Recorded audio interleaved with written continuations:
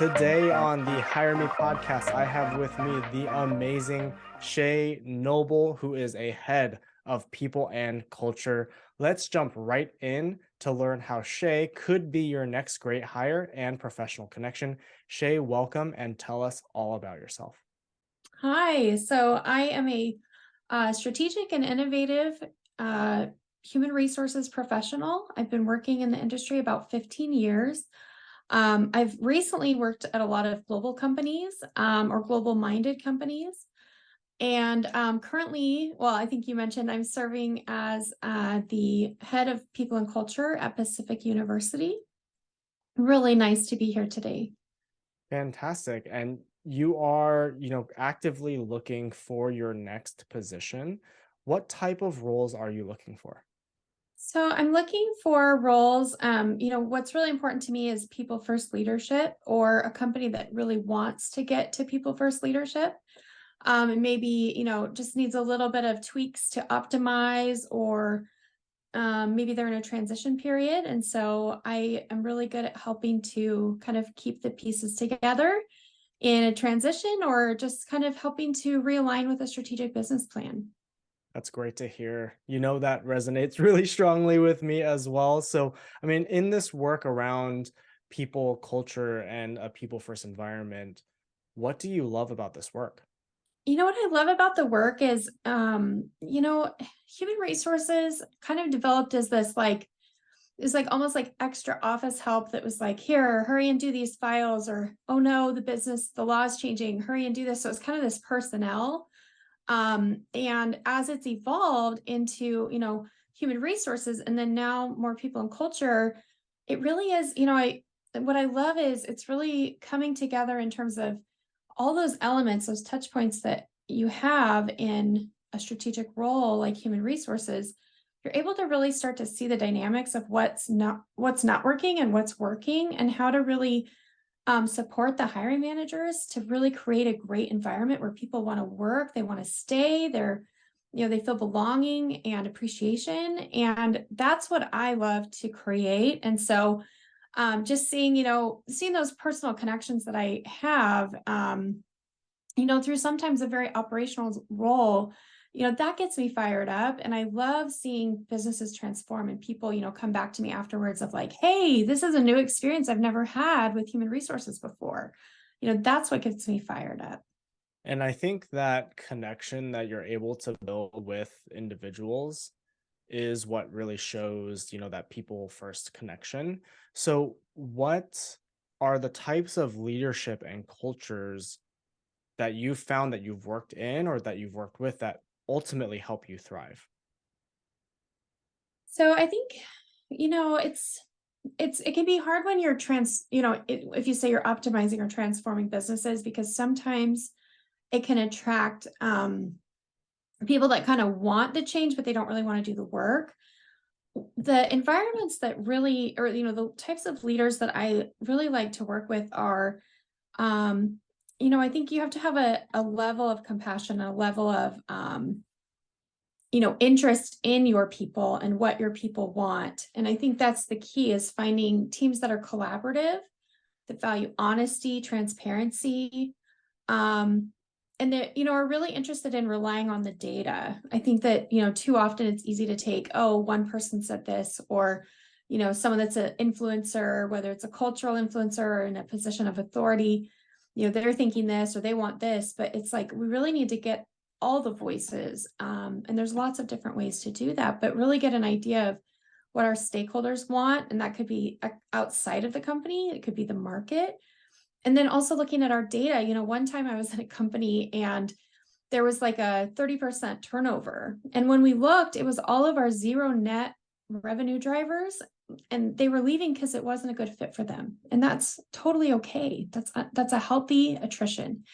And on the other hand, we were retaining our top performers because they loved it. They were getting rewarded. They were feeling appreciated. And so I love finding those little connections where we can really use data to inform our decisions. And then, that's always better for people because we're acting with facts and not assumptions.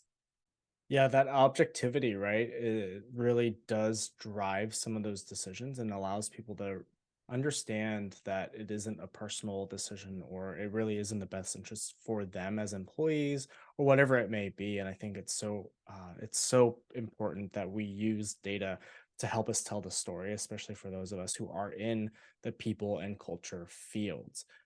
So, as you're having these conversations with hiring managers, hiring teams, recruiters, they ultimately want to know, what problems can you solve for us? So, how would you respond to that? Yeah. So, people gets a lot of attention because I think that's kind of the typical human resources. It's like the onboarding all through the life cycle and then the offboarding, whether it's retirement or moving on to a new job, or maybe it's finding a promotion within the company. That's the people piece. But I think sometimes the culture piece is a little bit more vague. And really, what I love to do is when I see, that someone's hiring for 5 positions and they're a small team of 10, and it's like, whoa, what's been going on in this department? Or I can think of one particular manager that, he had a team of probably about 30 people, but this one specific role, and it was always the new person, would always end up in my office crying. And they couldn't tell me what was exactly mean about the environment, but they were just always leaving. And when I started really looking in and comparing these witness statements, I started realizing that the team was trying to be supportive, but they were actually coming off micromanaging and critical as they were trying to help the person learn the exact way that they wanted it done. And so, sometimes it really is just providing some supervisor training, giving them some time off the floor to like kind of reflect or to get some feedback on how they can do something better, learning from another manager. And sometimes it's just that they're not getting the support, like, from a recruiter to help them find the right people that are going to be a good fit. And sometimes it's the team dynamics that need some change up. Maybe you have a really homogenous group and they think a certain way, but they're wanting to bring, can happen so poorly in like, diversity efforts, diversity recruiting is, let's bring in someone totally different.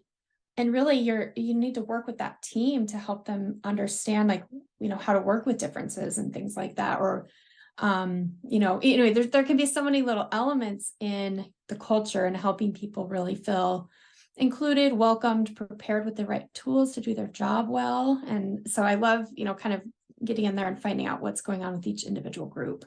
Yeah, 100%. That digging to uncover like what is happening beyond just the data, right, is really key to understanding the people environment and the culture environment within our organizations and our teams. And so, as we wrap up here, at the end of the day, what matters to you the most? Oh, I would say, um, I really value innovation and creativity and using an opportunity to, a learning environment.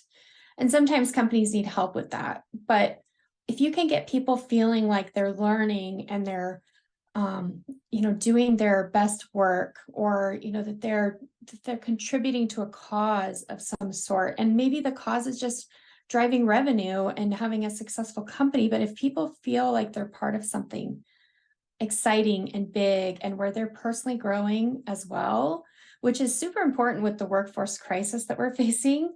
That's really the magic. And that's really what I'm looking for, is a company that's wanting to grow, or maybe even that's wanting to downsize, but they're wanting to do it in a way that's strategic and innovative and allows room for creativity. Because at the end of the day, our employees know the secrets and they know the magic that's going to keep our companies thriving in the future. So I always love to find that little element of, what do our people know that they're not sharing with us, and how do we get them to want to engage in our strategies and in our performance and in our future. Yeah, that little like extra spark can really propel and, yeah, really propel an organization forward or upwards, whatever analogy you want to use there. But it makes such a big impact once you can help employees connect just that much further into their mission, or the purpose or the values of the work that they're doing. Well, Shay, thank you again so much for coming on the Hire Me podcast. It was great learning more about your experience, your skills, and the value that you will bring into your next role. If you are watching or listening, make sure you connect with Shae through the links in the descriptions or show notes below. Make sure you are subscribing, following, and liking all of our content here on the Hire Me podcast so we can continue elevating more of today's top talents. Take care.